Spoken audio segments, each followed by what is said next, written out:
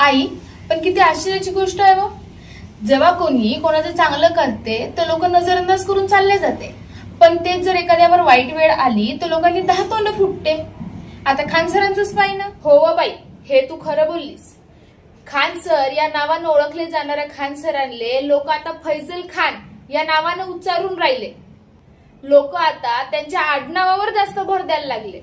ज्या खान सरांले कालपर्यंत best education provide करण्यासाठी अवॉर्ड दिले जात होते, त्यांच्याच विरुद्ध आज बोलासाठी हजारो लोक उभे झाले.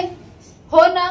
आणि खान सरांना जो हॉस्पिटल उभा केला त्याच्यात 100 ला 200 रुपयात म्हणते चांगले चांगले महागडे ट्रीटमेंट केले जाते म्हणते. अरे आई, जे खान सर आजपर्यंत सगळ्यात स्वस्त एज्युकेशन प्रोव्हाइड करण्यासाठी फेमस होते, त्यांच्यावर आज केस सुरू आहे.